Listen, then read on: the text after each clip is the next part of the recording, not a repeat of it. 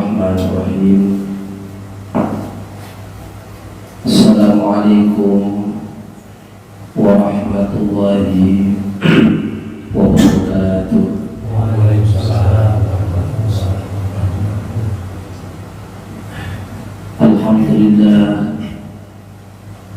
Alhamdulillahilladzi nahmaduhu wa nasta'inuhu wa nastaghfiruh wa natubu ilaihi wa na'udzu billahi min shururi anfusina wa min sayyiati a'malina.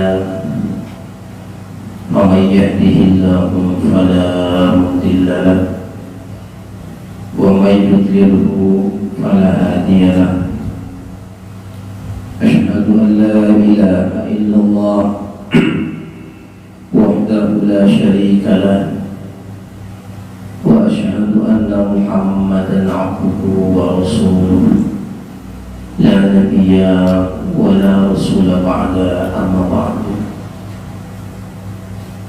Qala Allah ta'ala fi kitabihil karim ba'da a'udzu billahi minasy syaithanir rajim. Fadhkuruni adhkurkum washkuru li wa la takfurun. Wa qala aidan ya ayyuhalladzina amanu ya ayyuhalladzina amanu dhkurullaha dzikran katsiran wasabbihuhu bukratan wa asila. Waqala aidan qad aflaha man zakkaha wa qad khaba man dassaha. Waqala an-nabiy sallallahu alaihi wasallam sabaqal mufarridun. Qalu wa ma hiya al-mufarridun ya Rasulullah? Qala adh-dhakiruna Allaha katsiran والذاكرات. وقال أيضا من سلك طريقا يلتمس فيه علما سهل الله له به طريقا إلى الجنة أو كما قال النبي صلى الله عليه وسلم. أما بعد. Para hadirin, para jamaah yang dirahmati Allah Subhanahu wa taala,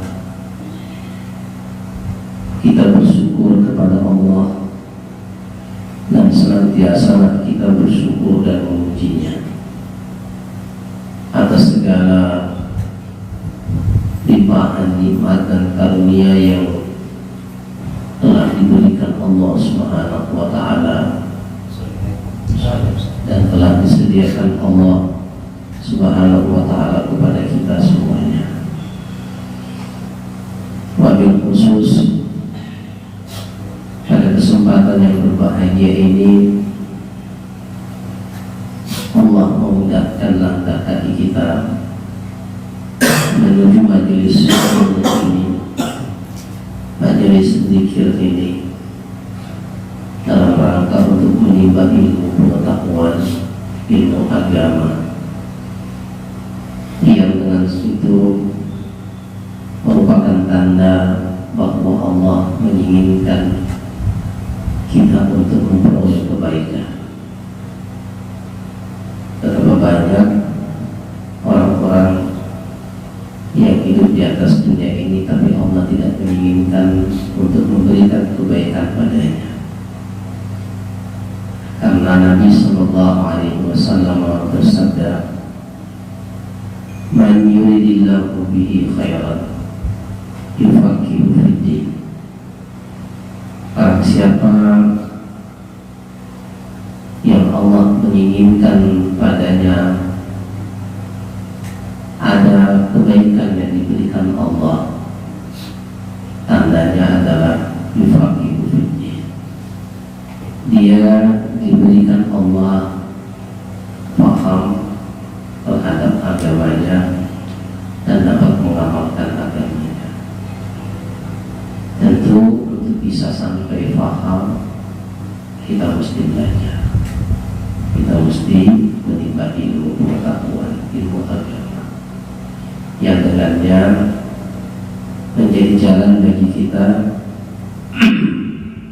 untuk menuju mahabbatullah, cinta kepada Allah. Dalam sebuah hadisnya Nabi Sallallahu Alaihi Wasallam bersabda, "Man salaka tariqan yaltamisu fihi ilman, sahalallahu lahu bihi tariqan ilal jannah." Barang siapa yang berjalan di suatu jalan dalam rangka untuk menuntut ilmu agama, maka Allah akan memudahkan langkahnya menuju surga. Jadi kalau tidak semangat kita, berarti kita tidak semangat untuk berjalan menuju surga Allah. Kita mesti semangat.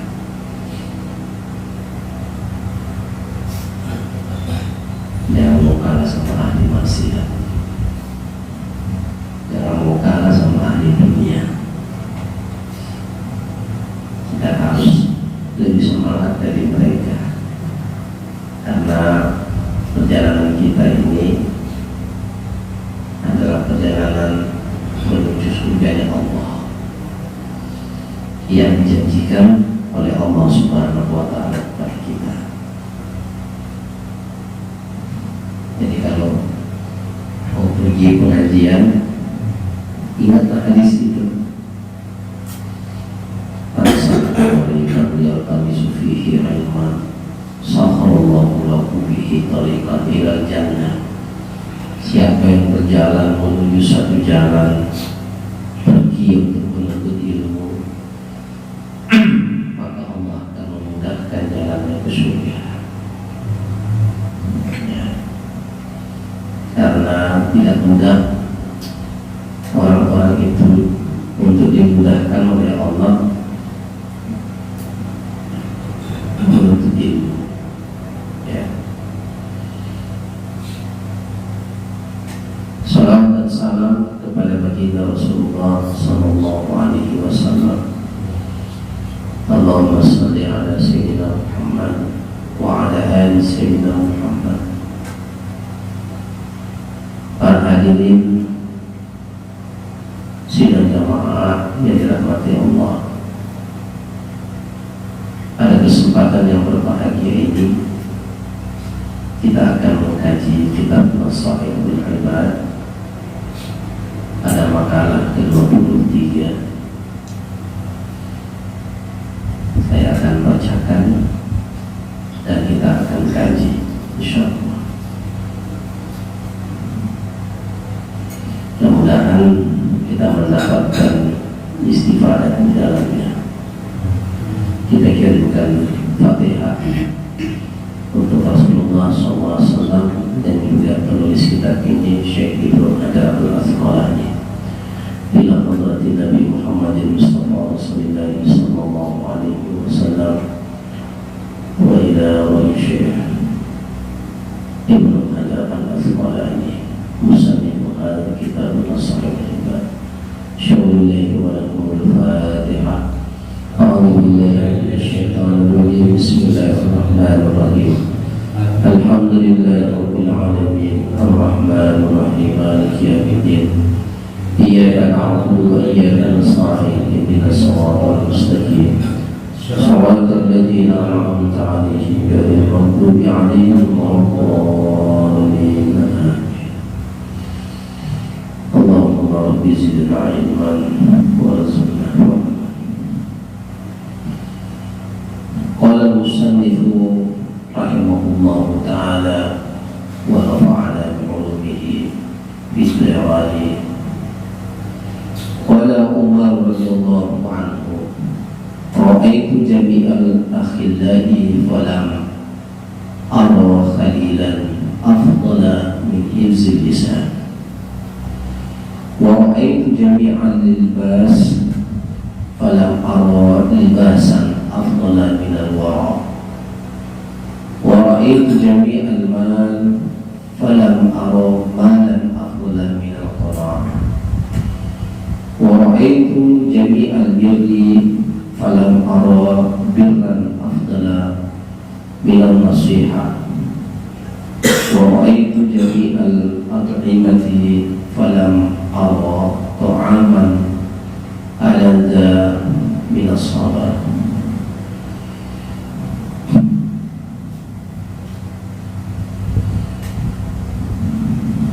Saya akan terjemahkan. Berkata Umar radhiyallahu anhu, qala Umar radhiyallahu anhu, ra'aitu jami'al akhilla'i falam ara khalilan afdalan min himzil lisan. Aku memperhatikan semua teman-teman, tapi tidak ada teman yang lebih utama kecuali teman yang dapat memelihara lisan. Wa ra'aitu jami'al libas falam ara libasan afdala minal wara'.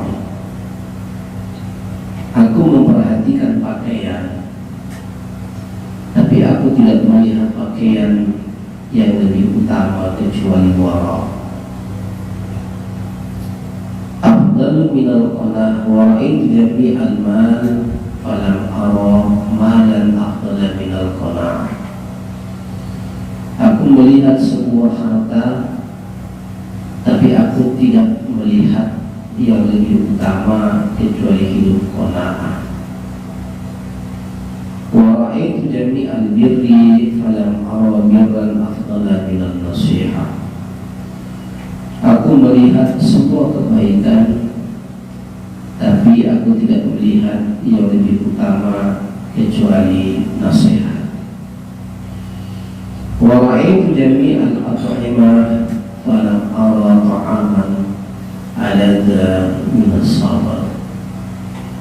Aku melihat semua makanan, tapi aku tidak melihat yang lebih utama kecuali sabar.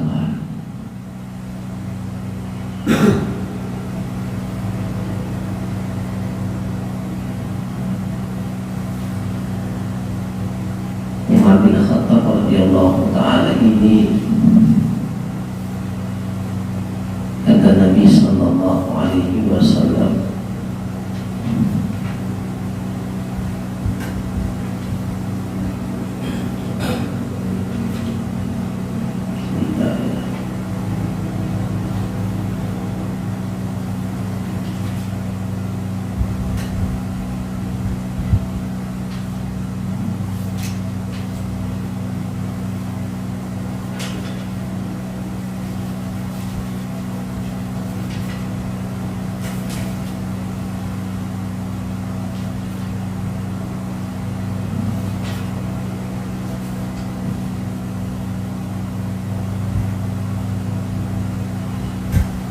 Nabi Sallallahu Alaihi Wasallam itu menyampaikan bahwa Umar bin Khattab ini adalah orang yang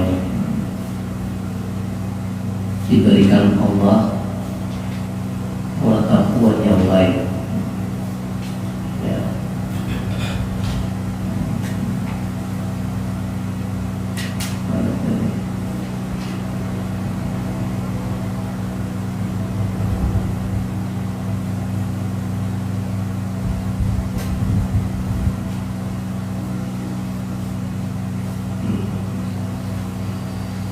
Inna min ummati muhadditsina wa mukallimina wa inna Umar minhum.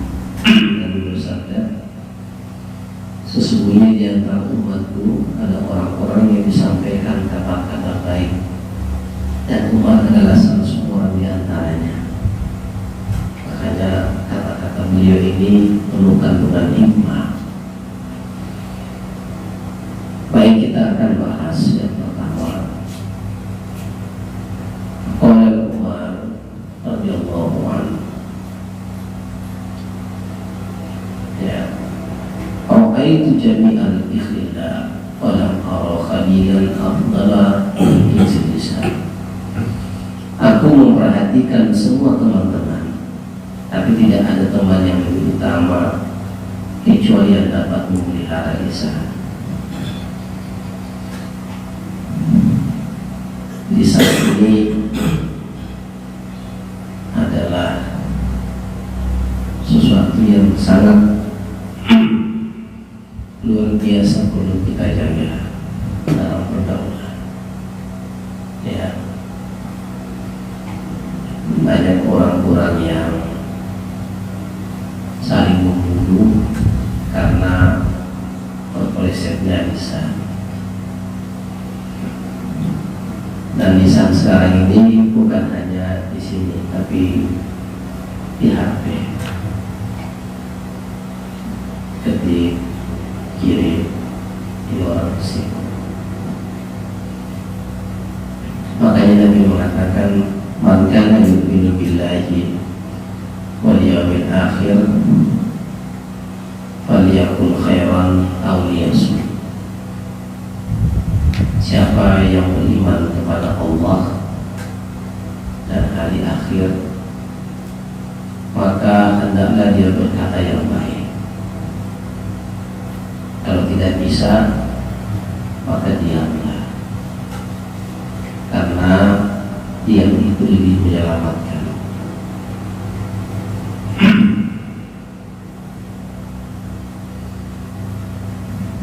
Berkata-kata ini ketika sudah keluar akan menjadi catatan malaikat. Malaikat akan mencatat lisan yang darinya keluar kata-kata. Olehnya orang yang bersih hatinya, maka yang keluar dari lisannya adalah yang bersih-bersih. Ini pentingnya kita membersihkan yang di dalam. Karena kalau yang di dalam ini bersih, maka yang keluar juga itu pasti yang bersih, insya Allah. Dia akan memikirkan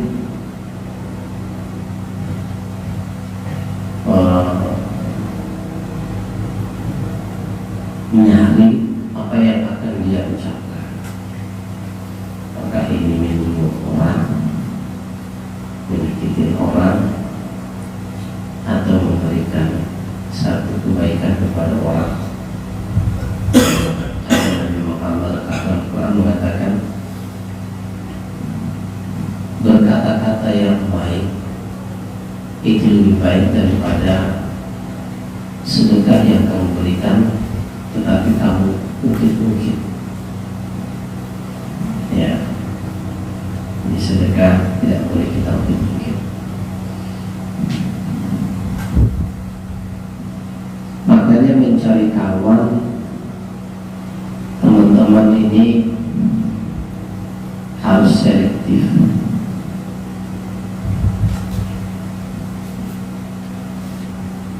Kalau kita berkawan dengan orang yang soleh, insya Allah orang-orang yang soleh itu akan menjaga lisannya. Dia khawatir bisa menyakiti kawannya, bisa menyakiti sahabatnya.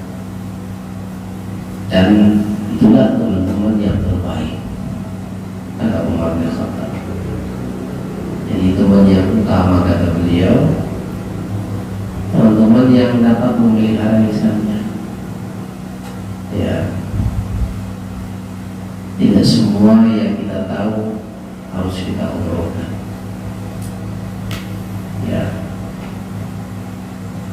kita mengunci lisan dari hal-hal yang tidak bermanfaat.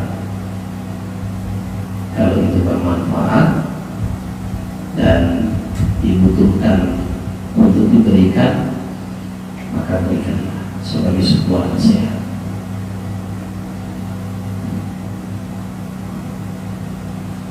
Makanya di majelis ini kita harus merawat ukhuwah dengan cara memelihara lisan kita. antara lisan kita, agar sahabat-sahabat, kawan-kawan tidak ada yang tersinggung dengan apa yang kita lontarkan dengan kata-kata ini. Karena kata-kata kalau sudah keluar, dia tidak bisa ditahan. Kalau sudah keluar kata-kata itu, tidak akan mungkin lagi bisa masuk ke dalam. Ingat baik-baik kata-kata saya ini nasihat. Kalimat atau kata, kalau itu masih ada pada dirimu, itu masih milikmu. Tapi kalau dia sudah keluar, itu menjadi milik orang lain, menjadi milik orang banyak. Saya ulangi, kata-kata atau kalimat apabila masih ada pada dirimu, itu masih milikmu. Tapi kalau sudah keluar kata-kata itu sudah menjadi milik orang banyak atau menjadi milik orang lain. Ya. Oleh sebab itu kita jaga baik-baik. Ya. Tawassul bil haq, kita nasihat, ya, menyampaikan kebaikan juga. Ud'u ila rabbi, ud'u ila sabila rabbika bil hikmati wal mau'izatil hasanah. Tuntunan Al-Quran adalah ajaklah manusia ke jalan Allah bil hikmah, dengan penuh hikmah, wal mau'izatil hasanah, dan mau'izah yang baik. Ya, hikmah itu penuh kebijaksanaan. Oleh sebab itu orang-orang yang telah mengamalkan 40 hari satu amalan yang dia miliki, kata Nabi, akan keluar dari lisannya kalam-kalam hikmah, perkataan-perkataan yang penuh hikmah, yang dalam maknanya yang orang-orang bisa terhanyut dengan apa yang dia sampaikan. Karena apa yang dia sampaikan adalah semuanya merupakan ilham Rabbani yang datang dari Allah Ta'ala, sebagai pelajaran, sebagai nasihat untuk orang banyak. Ya. Jadi kalau mau jadi sahabat yang utama, jaga lisan kita sama kawan kita. Ya.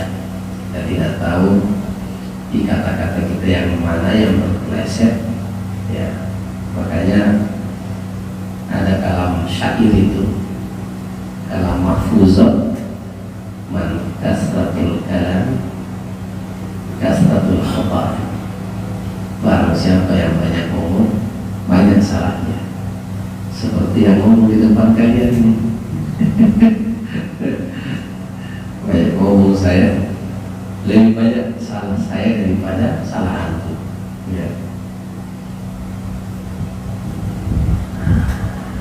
Kata Nabi SAW, nanti ada orang yang akan dimasukkan oleh Allah, dilemparkan oleh Allah ke dalam surga, ke dalam neraka, dengan kepalanya yang dicampakkan dahulu. Kata sahabat, ya Rasulullah, kenapa kepalanya dicampakkan dahulu? Karena lisannya berada di kepala. Lisannya ada di kepalanya.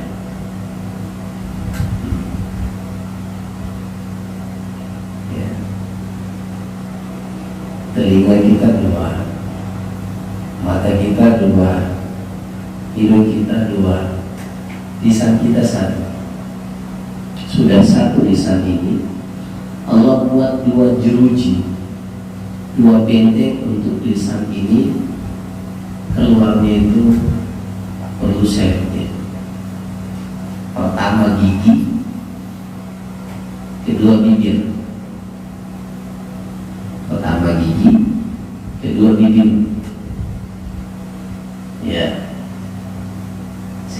Supaya yang lubang satu ini terhalang oleh gigi dan terhalang oleh bibir.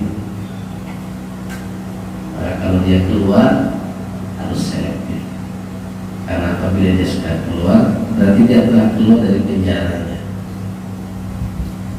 telah keluar dari jauhinya. Harus betul-betul berhati-hati untuk berbicara.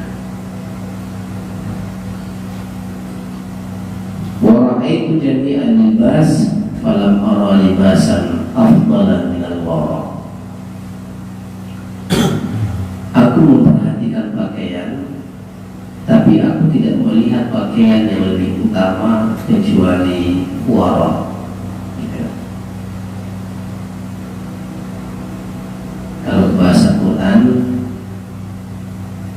ya, wa libasul taqwa dzalika khair. Pakaian takwa itu adalah pakaian yang terbaik.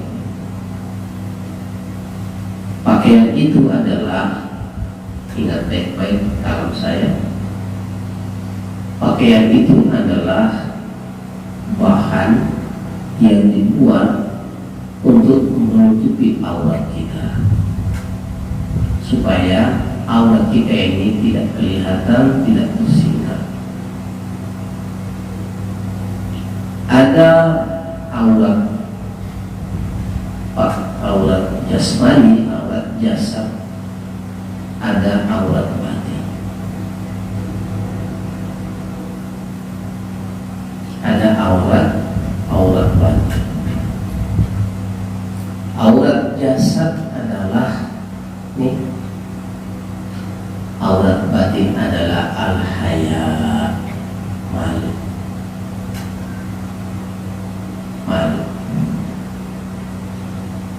Aurat jasmani kita pakai pakaian yang indah-indah, pakaian koko. Ini tanda bahwa kita orang muslim. Makanya mulai dari sekarang kita berniat bersama untuk menjaga aurat kita. Nah, sampai penjahatan rujul, ya. Karena aurat laki-laki dari pusat sampai lutut, jagalah aurat itu. Ya. Aurat itu adalah sesuatu yang ada pada tubuh kita, yang di situ menandakan kehormatan dan kemuliaan kita, yang harus kita jaga agar tidak diperlihatkan oleh orang lain, baik lawan jenis maupun sesama jenis, baik lawan jenis maupun sesama jenis. Nabi suatu ketika mengangkat batu untuk membangun Ka'bah, tersingkap jubahnya dan kelihatan lutut beliau. Betapa malunya Rasulullah SAW, wajahnya memerah karena malu, tanpa sengaja aminkan. Makanya kata Nabi SAW, seluruh para nabi menyampaikan, fa'ilam tastahi fasna ma syi'ta. Kalau tidak ada lagi malumu, silahkan kamu melakukan segala sesuatu sesuka hatimu. Maka malu ini adalah aurat batin. Al-haya'u syu'batu min syu'bat iman. Kata Nabi, malu itu adalah cabang daripada cabang iman. Ya. Pakaian yang kita jaga di luar untuk menjaga aurat jasmani kita, maka yang di dalam pun harus kita jaga auratnya. Ya. Apa di antara auratnya? Malu. Malu adalah pakaian untuk menjaga aurat batin. Contoh kata Nabi SAW, Allah sangat marah kepada seseorang yang Allah sudah sembunyikan dia punya aib, tapi aibnya dia ceritakan kepada orang lain. Allah sangat benci orang. Ya, kalau Allah sudah jaga aib antum, terkecuali misalnya minta nasihat. Kalaupun juga betul-betul privasi sangat, tidak usah ceritakan. Biarlah hanya Allah, karena Allah telah menyembunyikan dan menghalangi aurat aibmu. Makanya kata Nabi SAW, "Idza aradallahu bihi khairan," apabila Allah menginginkan kebaikan kepada seseorang, maka dia akan disibukkan oleh Allah bi'uyubi nafsihi, terhadap aibnya. Dia tidak buka aib orang, tapi dia sibuk dengan aibnya sendiri. Yasbuluhu bi'uyubi nafsihi. Dia tidak sibuk dengan aib orang, tapi dia sibuk dengan aibnya sendiri. Ya. Jadi orang yang sudah dekat dengan Allah, sudah dekat, ya, muraqabah dengan Allah yang langgengkan, maka dia lebih banyak mengintrospeksi ke dalam. Dia lebih banyak melihat, bercermin ke dalam. Aib saya ini. Bahkan kalau dia nengok orang, dia berhusnuzon, orang ini lebih takwa dari dia. Supaya apa? Supaya dia tidak ajabul nafsi, dia tidak ujub dengan dirinya. Ya, karena apa? Dia melihat betapa nikmat Allah padanya itu ditutupi oleh Allah dosa-dosa yang dia lakukan. Oleh karenanya para jamaah, saya pernah sampaikan, dia masuk ke sini ini mau bejatnya kayak apa, tapi begitu dia mau hijrah, saya menganggap dia orang baik. Saya tidak perlu tahu dia punya latar belakang, karena bagi saya cukuplah Allah. Kalau saya fikah Allah, cukuplah Allah yang tahu. Ya, tidak perlu saya tahu. Minta nasihat, kita kasih nasihat. Ya, antum bukan bilang gitu. Ya, cari tahu. Aib-aibnya nggak usah. Ya, terus cari tahu aibnya kawan. Ya, tidak ada semua manusia ini, tidak ada yang sempurna. Andaikan kita ini satu dosa kita, Allah buat kayak tai baunya, tidak ada orang yang mau mendekati kita, karena kita ini banyak sekali kotoran yang menempel pada diri kita. Ya, demikianlah Allah Subhanahu wa Ta'ala di dalam asma-Nya Ghafar. Ghafar itu adalah zat yang maha menutup aib-aib hambanya. Ya. Makanya malu ini ada 3. Yang baik-baik, malu ini ada 3. Pertama, malu kepada Allah dan Rasulnya. Nah, yang kedua, malu kepada semua manusia. Dan yang ketiga, malu pada diri sendiri. Ada berapa? 3. Malu kepada Allah dan Rasulnya, malu kepada manusia, dan malu kepada diri sendiri. Malu kepada Allah Ta'ala ini harus diutamakan, dan malu kepada Rasulullah. Orang yang sudah sampai makom qurbinya kepada Allah, dan orang yang berjalan menuju kepada Allah, dia mendahulukan Allah Subhanahu wa Ta'ala atas segala sesuatu. Kalau dia mau meminta, dia hanya minta kepada Allah. Kenapa? Dia pertama mintanya kepada Allah, baru kemudian kepada makhluk Allah. Mengapa demikian? Karena dia malu. Malu dia kepada Allah. Dah, Allah yang ngasih rezeki kok kau minta sama makhluk. Dia malu. Malu meminta kepada selain Allah. Jadi yang pertama yang dia datangi ketika meminta adalah Allah. Ini orang yang sudah usul, sudah sampai ma'rifatnya kepada Allah. Ya, atau orang yang berjalan menuju kepada Allah, dia paham bahwa Allah itu tempat meminta. Dan dia malu kalau dia diketahui Allah, dia minta kepada selain Allah, dia malu.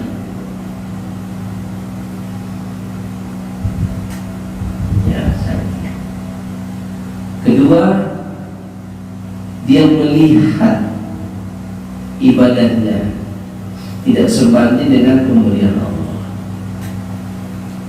Makanya dalam kitab Al-Hikam itu ada kajian zikir nafas. Masuk keluar nafas ini adalah nikmat.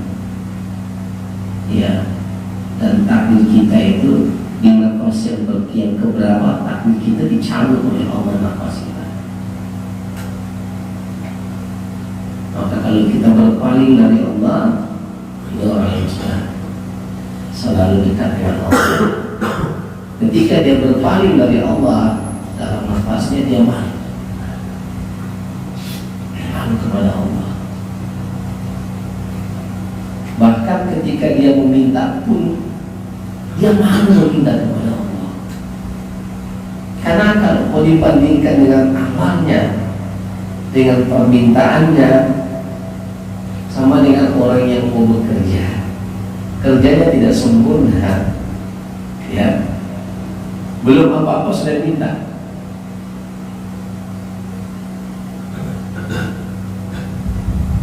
Malu tidak kita kerja ini sama orang, ya, belum kita kerja, mau tidak kita minta duluan? Kita pasti malu gitu. Nah, perasaan orang-orang yang dekat dengan Allah, bukan mereka tidak mau meminta kepada Allah, tapi malu mereka mendominasi. Dalam hati ini malunya mereka mendominasi, bukan mereka tidak mau meminta kepada Allah, tetapi malunya mendominasi. Apa yang sudah kamu kerjakan sebagai wasilah untuk doamu dikabulkan oleh Allah? Ataukah persyaratan diterimanya doa sudah kamu laksanakan? Contoh, meninggalkan maksiat, mengerjakan perintah Allah, meninggalkan yang haram. Ya, bagaimana bisa sesuatu yang suci yang datangnya dari Allah kamu tampung dengan sesuatu yang haram? Saya ulangi kata-kata ini.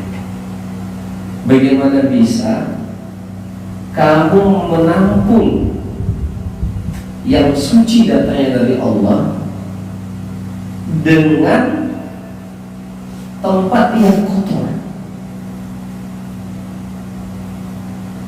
Makanya dalam kajian kita ada tahalli, baru tajari.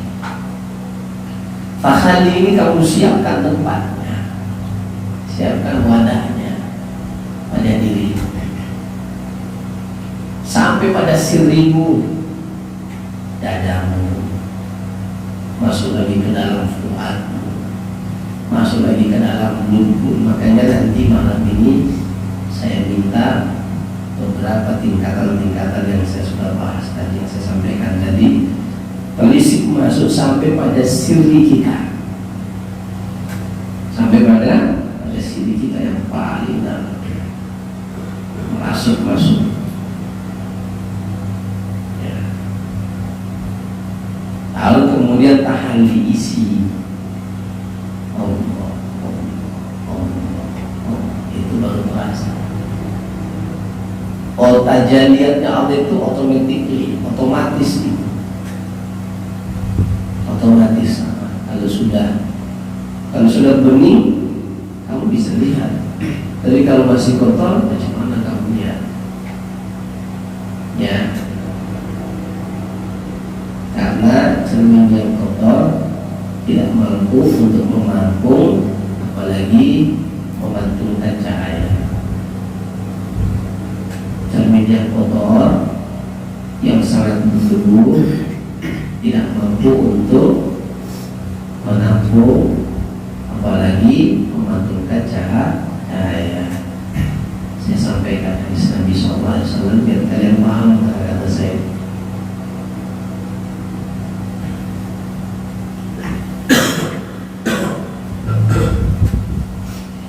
Laula syayatinu yaqumuna ala qulubi bani Adam la nazalu malakutus samawat. Dalam kitab Ihya disebutkan, seandainya setan-setan tidak mengikuti hati anak Adam, niscaya mereka bisa melihat kerajaan langit. Dalam hadis yang lain, ya disebutkan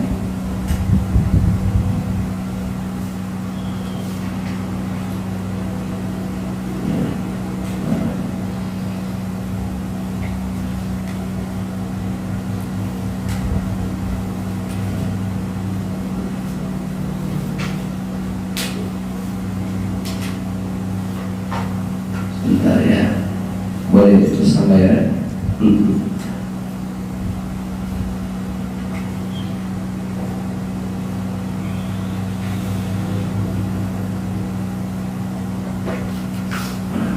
Sebentar.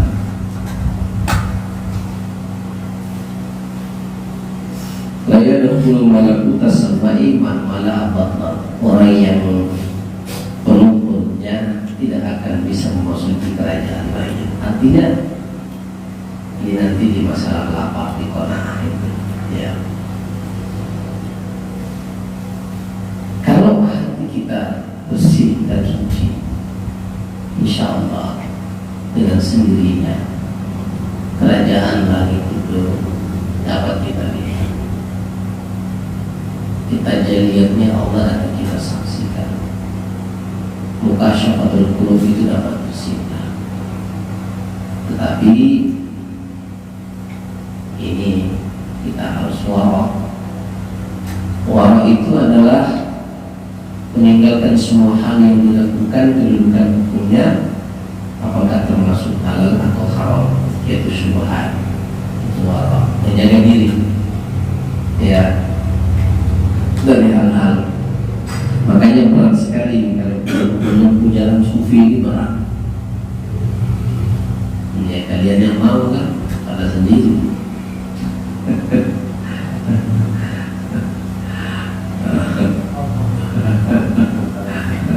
Salah sendiri kan. Tapi katanya mau naikkan tingkat. Iya, ya. Kita kalau tidak menggali khazanah ini hanya sekedar ilmu saja, sekedar ilmu, ya, tidak akan merasakan khusyuk, tidak tahu itu yang mana ikhlas, tidak tahu yang mana sabar, tidak tahu yang mana memaafkan dengan hati, tidak tahu yang namanya hayat, ya, sama. Jadi pertama adalah malu kepada Allah, yang kedua malu kita kepada Rasulullah. Kita ini kayak begini nih karena kita cinta sama Rasulullah. Belum ada apa-apanya kita ini berkorban. Katanya kita cinta sama Allah, tapi pengorbanan kita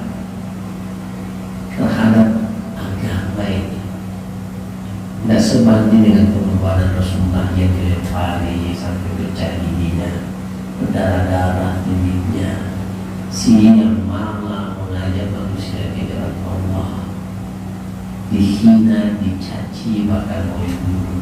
Kita tidak datang ke sini udah sedia kopi.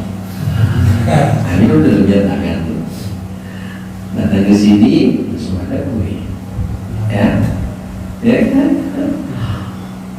Jadi dakwah kita ini dakwah akal-akal ya. Cuman kita bersyukur kata baginda Rasulullah, ditanya, ya Rasulullah, kata Nabi kepada sahabat, imannya siapa yang paling menakjubkan? Kata sahabat, iman malaikat. Ya, malaikat melihat kebesaran Allah, keagungan Allah di alam malakut. Kalau begitu ditanya para nabi, ya, malaikat utusan Allah, malaikat para nabi. Kalau begitu iman sahabat-sahabatmu ya Rasulullah. Ya, kamu dengarkan kalam-kalam Quran yang saya sampaikan, sabda-sabda saya, kamu melihat saya. Lantas siapa? Iman yang menakjubkan itu adalah iman umatku akhir zaman, di mana mereka tidak melihatku, tapi mereka yakin akan Al-Quran yang kusampaikan kepada mereka dari Allah. Mereka mengerjakan sunnah-sunnahku pada mereka tidak pernah melihat aku. Alhamdulillah. Terobati dikit lah tadi, kritiknya terobati dikit. Ya. Tapi kita perlu malu sama Rasulullah ya. Makanya kita kalau berbuat salah, berbuat maksiat, sudah pernah sampaikan hadisnya ya. Kita diperlihatkan dosa kita sama oleh malaikat, oleh Allah kepada Rasulullah. Terus Rasulullah bilang, ini dosanya si Ubay ini, oh malunya saya. Sedih Nabi SAW. Ya, maka caranya ganti kalau kita sudah buat dosa, buat salah, buat bi'isaihi atau hasanah. Cepat-cepat kita cari mana yang baik supaya kita tutup yang buruk. Jangan kita harus kafarah. Apa kafarah itu? Kita harus mengganti yang salah tadi cepat-cepat supaya Nabi itu senang kembali. Ya, contoh, kita misalnya buat salah, kita punya uang 100.000, cepat-cepat sedekah ke Allah, nutupin salah saya. Ya, kalau kita misalnya buat salah, berbuat baik apa saja, nyapukan, bersih-bersih rumah kah, ya, nolong orang kah, ya, niatkan untuk mengkafarah dosa kita. Ya, ada orang lapar kita kasih, belikan air, belikan kue, makan untuk kami, ini ikhlas. Kenapa? Nggak usah bilang saya mau tebus dosa saya. Gak usah, gak ada urusan, gak perlu dia tahu. Yang cepat-cepat, jangan biarkan kita lama dalam keburukan. Cepat kita buat bi'isaihi atau hasanah kata Nabi, iringi keburukan yang kamu lakukan tadi dengan kebaikan secepatnya, karena kebaikan itu tampuha akan menutupi kejelekan. Ya, paling minimal astagfirullahaladzim. Ya, jangan akui pula kamu punya salah. Anda mantap lah. Ya, sama kacau itu. Ya, paling minimal cepat-cepat. Astagfirullahaladzim, saya sudah buat salah, ya Allah. Ya, cepat-cepat. Iringi. Ya. Ya. Jadi malu kepada manusia sama kita ini tidak enak. Allah paling tidak suka orang yang ketika dia berbuat dosa, dia pertontonkan dosanya itu sama orang. Makanya dia mengatakan, ya, Allah Subhanahu wa Ta'ala sangat membenci orang yang berbuat dosa sementara dosanya itu ditutup oleh Allah, tapi diceritakan dosanya sama orang lain. Allah sangat benci orang itu. Ya. Dan kata Nabi dalam sebuah hadis itu juga, alhamdulillah ya, jangan kita ceritakan hubungan kita sama istri. Kata Nabi SAW, apabila ada orang yang berhubungan dengan istrinya sama, kemudian dia berbagi cerita sama orang, maka seumpama dia melihat ada syaitan yang berhubungan di tengah jalan. Kayak begitu dia lakukan. Dia jangan cerita. Ya, jangan cerita ya. Jangan, tidak boleh. Tidak boleh cerita. Ya. Enak Ustaz, ya enak pun gak usah cerita. Ya, gak usah. Jadi yang ketiga, malu pada diri sendiri. Ya Allah. Yang mana itu malu pada diri sendiri? Ini tangan amanah, ini kaki amanah, ini mata amanah, ini hidung amanah, ini telinga amanah, ini mulut amanah, ini akal amanah, ini hati amanah, ini perut amanah. Kenapa kamu tidak bisa menjaga amanah ini? Ya Allah, malunya saya sama tangan saya. Makanya kita perlu untuk membedah, memperbaiki hati, karena hati itu adalah seperti raja. Dan kumpulannya adalah anggota tubuhnya.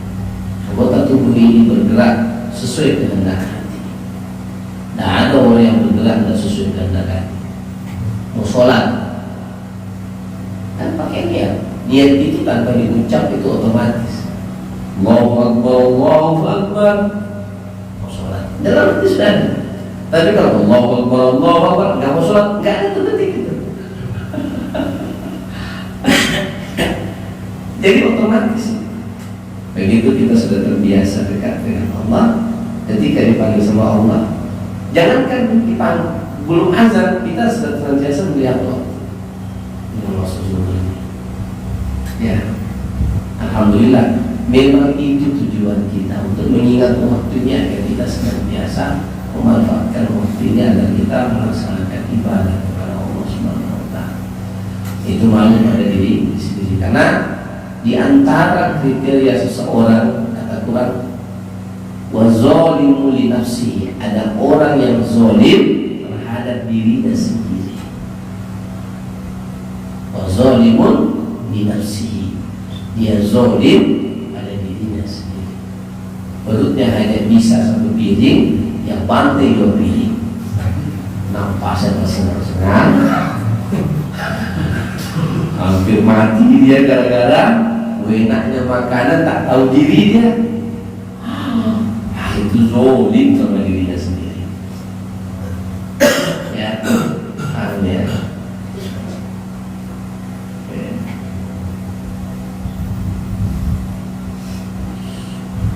Wara'aitu jami'al amal falam ara malan afdal min al-qana'ah. Jadi wara ini baru kita harus belajar wara dari sekarang ya. Wara itu kalau tidak jelas ini rezekinya mana? Tersedia. Ya, kalau syubhat jangankan yang haram, yang syubhat kita sudah mulai harus jaga. Karena sesuatu yang syubhat itu akan menjadi dinding dari doa kita yang tidak kabul, dari zikir kita yang tidak bisa usul. Karena dia adalah seperti malam yang pekat, tidak akan bisa tembus cahaya. Saking tebalnya dinding sehingga cahaya Allah itu tidak akan bisa tembus sampai ke hati kita. Oleh sebab itu jaga rezeki kita yang diberikan Allah. Ya.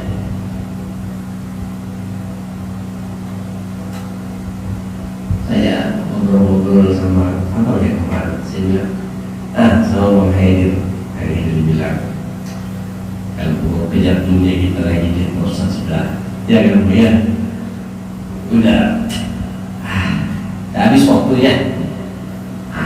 Berarti kalau begitu tinggal kita bersyukur apa yang ada, nikmati, tapi Allah pasti sampaikan sesuai dengan kebutuhan kita. Segitu rezeki kita, segitu kita. Karena memang Allah siapkan rezeki yang terbaik itu di akhirat, bukan di dunia ini. Di dunia ini. Kata beliau, aku melihat semua harta, tapi aku tidak melihat yang lebih utama kecuali hidup qanaah. Ini menarik sekali. Tidak ada harta yang paling bagus kecuali qanaah. Tidak ada.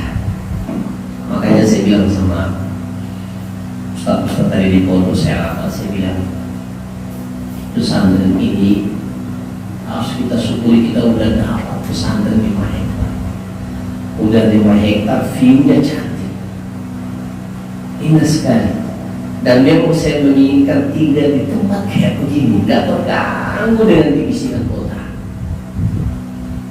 Karena hati saya itu pengen selalu menyendiri bersama dengan Allah, selalu dengan berkhalwat, tidak mau terlalu sibuk. Makanya saya bilang sama mama kemarin, ingin lagi saya buat satu pesantren. Itu kan pesantrennya anak-anak yang khusus untuk kalian. Kalau tidak sampai cita-cita saya, sampaikanlah kalau murid-murid saya pesantren khusus tasawuf dan menyendiri kayak gitu, kayak model pesantren saya sekarang ini. Cari kayak begitu, dapat 1 hektar jadilah.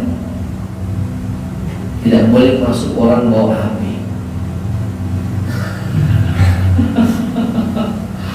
Iya, saya punya kisah itu, ada kisah kan saya punya ada kisah itu di Cadang Pinggang, bukan Cadang daerah Banten, Jawa Barat. Mana itu ada namanya Kiai Haji Fasir ya, Jawa Mas ya, ya Haji Fasir, Ufil Marzuq orangnya. Saya punya cita-cita mau kayak gitu. Pesantren jauh dari kota, kebisingan. Mulai masuk situ memang ini orang di situ pertama kalau menjadi murid harus puasa 11 hari, puasa hanya minggu saja, buka sama sahur. Saya kan murid saya kasih persyarat begitu kabur semua. Ya. Tapi bisa saja kan suatu saat ya daerahnya Bang Reno itu sebenarnya sudah pasti, tapi suatu hektar. Dan saya kayak mobil pesantren saya yang cantik, bukit-bukit, tanaman. Ya ada memang masjid satu semua, yang lain milik-milik untuk khalwat. Tadi kajiannya di masjid meminta orang wiridan apa 40 hari, puasa ketiga jelas, puasa apa, dan makanan yang ada di situ jelas. Tak boleh sembarangan, yang ditanam, yang diolah sendiri. Kalau bekerja betul dari harta yang halal. Kalau enggak susah terbuka tabir dalam hati. Nah di sana puasanya saya bilang ini memang kayak begini yang saya mau. Ya pengen saya kayak seperti itu pesantren, kalau kita pesantren. Makanya saya itu ketika dipindahkan ke sini tugas dari siang, saya bilang hal ini dalam hutan juga. Enak sekali bertapa di sini. Ini saya senang. Kata kawan saya kata, karena mohon maaf saya tidak menjelekkannya. Beberapa kawan yang sudah lari kembali, mungkin karena nggak sanggup bertahan ya dengan kondisi pesantren yang masuk dalam. Saya bilang kita ini kalau mau diviralkan sama Allah, cuma viralnya itu yang baik atau yang buruk. Kalau mau dianukan sama Allah ini gampang bagi Allah. Ini majelis gampang bagi Allah untuk viralkan, tapi belum saatnya diviralkan. Mau Modelnya kayak kita masih seperti ini mau viral, nggak sanggup kita menerima iman dari Allah. Paham ini Mas Ustaz? Contoh ini, kita bilang ya Allah, berikanlah saya ikan yang besar dan banyak. Sementara kita nyampan pakai perahu kecil. Maksudnya kalau nggak Allah kasih kita ikan yang besar dan banyak, kebanyakan kan? Kalau dikasih bagaimana keadaan? Tenggelamkan, itu namanya istidraj. Istidraj itu semakin kau dikasih, kau semakin tenggelam. Jauh dari Allah. Itu namanya istidraj. Kemudian kayak kita ini imannya masih keropos kayak gini, zikirnya, wiridannya masih Senin Kamis, nggak ada yang istiqomah. Ya, belum ada yang mewarisi setengah aja dari ilmu yang saya punya, misalnya kan, belum saatnya ada yang bisa mewakili saya. Kalau sudah ada yang bisa mewakili saya, 1-2 orang, mungkin Allah bilang. Ya, makanya dia bersyukur belum ada saingan. Entar kalau banyak orang kalian tersingkirkan dong, merasa, padahal enggak, kan banyak kayak begitu. Tarikat-tarikat, ya, akhirnya ya kita tidak bisa apa, kita belajar pengalaman di majelis ini aja. Ketika sudah berdatangan orang ke majelis kita, yang pertama-tama bersama dengan kita dan merasa. Makanya saya bilang kemarin itu banyak. Saya bilang sama mama di zikir akan datang ujian yang berat dari Allah. Ujian itu bukan menerpa kita. Kita belum siap, kita minta siap, kita minta besar betul. Tapi fondasi kita nggak siap, perahu kita nggak siap untuk menampung rahmat dari Allah. Karena Allah kalau kasih itu sekonyong-konyong itu. Kalau Allah mau ngasih itu sekonyong-konyong. Kalau banyak sekalian. Tapi kita nampung bisa nggak? Nah ini persoalan. Inilah yang disebut ilmu laduni. Ilmu laduni itu Allah kasih sama antum, tapi urusannya kamu bertanggung jawab dengan ilmu laduni ini, itu urusan kamu lagi. Makanya bahayanya kalau dapat ilmu laduni. Kalau orang Allah kasih ilmu laduni, miladunka ilman, Allah kasih dia ilmu laduni, terus dianya punya tanggung jawab terhadap ilmu laduni nggak siap, akan disalahgunakan. Ya difulus mulus, difulus mampus. Kan banyak kita. Baru sedikit ya Allah kasih ilmu sama dia, dia pertontonkan demi untuk meraup dunia. Akhirnya wiridannya hilang. Wiridannya bukan la ilaha illallah, tapi la ilaha illallah yang lain. Itu bahaya sekali. Suatu saat saya ini sudah mulai menjauh dari yang namanya ruqyah. Karena saya mau menjaga betul itu. Ini kan sudah ada yang bisa mewakili saya, antum jangan saya. Ya. Sudah saya ajarkan kan. Dan nengok saya meruqyah, pandai semua, udah jadi pun atas izin Allah itu udah banyak yang jadi ya, semuanya. Jadi agent. Karena jalan tasawuf itu dari situ. Jalan tasawuf itu menyembunyikan karomah. Jalan tasawuf itu menyembunyikan karomah, mukjizat, menampakkan kehebatan Allah. Karomah menyembunyikan rahasia dia dengan Allah. Apa yang Allah berikan kepada dia perlu rahasia. Karena itu tidak khusus untuk dikonsumsi publik. Karena takut kenapa? Dia bukan nabi, dia bukan rasul, dia hanya wali kekasih Allah. Ya, dia dalam sirri min sirrillah. Makanya Syekh Abdul Qadir Jailani disebut qaddasallahu sirrahu. Julukannya adalah qaddasallahu sirrahu. Semoga Allah menyucikan senantiasa sirrinya. Apa itu sirri? Rahasianya dengan Allah yang sangat intim. Oh, Nabi harus dia tampakkan itu. Kayak Nabi yang saya sampaikan di grup itu kan, bagaimana Nabi membelah bulan itu masuk bajunya keluar. Anak putri raja itu yang tadinya buta matanya, lemah, jadi sembuh total. Nah, harus ditempatkan. Dan ya karena biar Rasulullah SAW punya kerasulan ya pada wahyu. Ya, kalau wali-wali Allah pada hikmah, kalau para nabi itu adalah wahyu, kalau para wali hikmah, ilmu hikmah, kalam-kalam hikmahnya.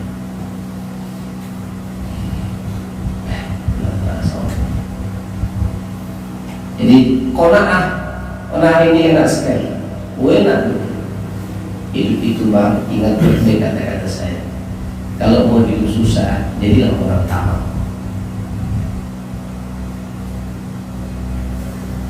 Kalau mau hidup senang, jadilah orang yang qanaah. Ya.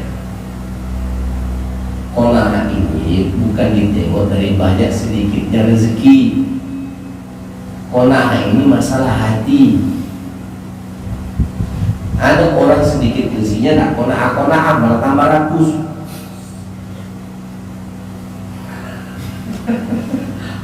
Namanya kan qanaah tapi rakus.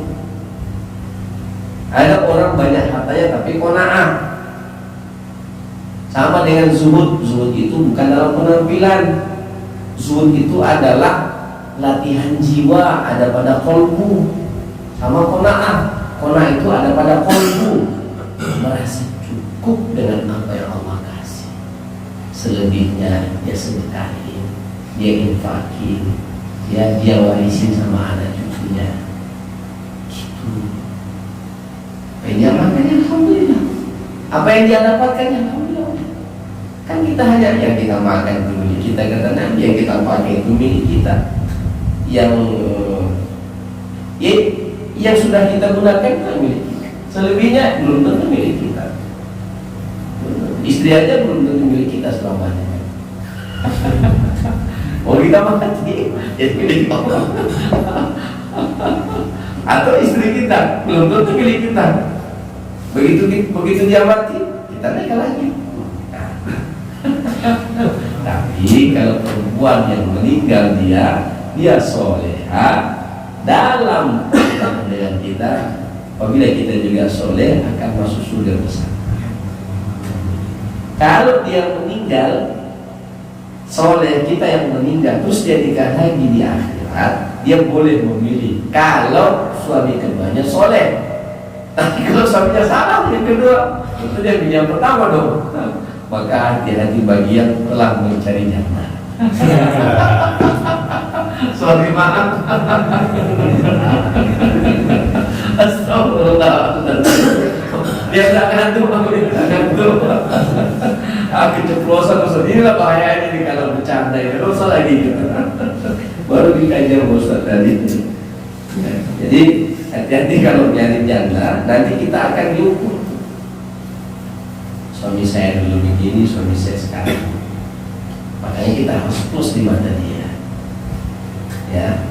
Tapi tidak apa-apa, Nabi istri pertamanya janda. Nikahi janda itu punya pahala. Karena anak dia menjadi tanggungan kita. Menjadi tanggungan. Tapi saya. Ya, oke ya.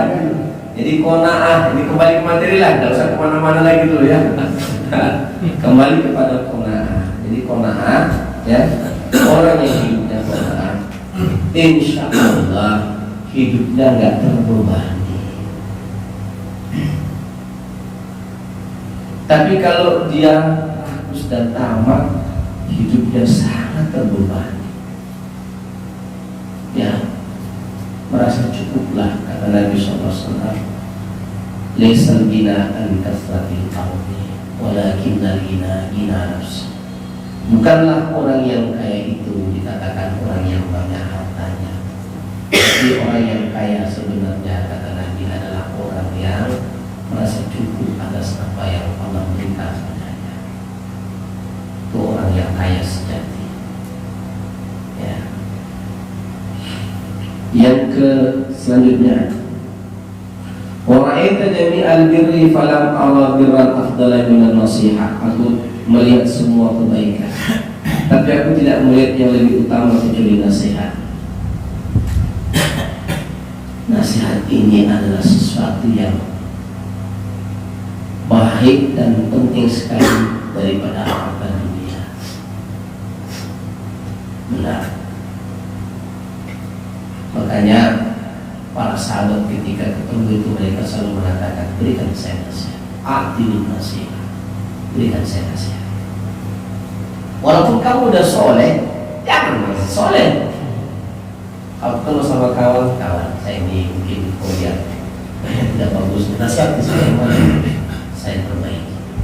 Makanya di antara kita yang di majelis sama kawan nasihat, ya, atau datang sama ustaz, saya minta satu nasihat. Jadi nasihat itu lebih berharga daripada harta benda dunia. Ya, kata Umar bin Khattab. Makanya kalau ada yang nasihatin kita, alhamdulillah, jangan marah, lebih nasihatin. Orang itu jadi al-at'imah falam ara ta'aman aladna minas sabar. Aku melihat semua makanan, tapi aku tidak melihat yang lebih lezat kecuali sabar. Sabar itu makanan kolbu yang paling enak.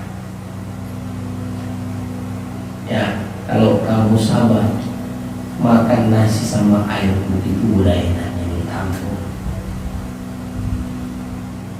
Nasi dengan garam itu udah enak asal kita berdua makan.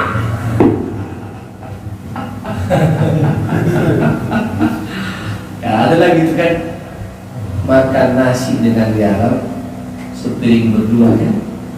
Amat itu sabar. Begitu banyak duit berantem terus. Jadi makanan yang paling enak. Makanya disebutkan dalam sebuah kalam, lauk pauk yang paling enak itu adalah lapar. Tahu lapar? Orang puasa itu kan laparnya minta ampun. Apa yang terhidang di hari ini enak semuanya. Walaupun hanya makan nasi sama cabai, kalau lapar betul enaknya minta ampun. Makanya lauk pauk yang paling enak adalah lapar. Makanya orang yang lapar itu hatinya cepat terbuka untuk melihat kerajaan lagi. Ya, karena kenapa? Banyak sabar pada dirinya. Sabar itulah yang mengantarkan dia kuat dalam beribadah. Kalau dia bisa sabar menahan lapar, apalagi hanya sekedar duduk zikir,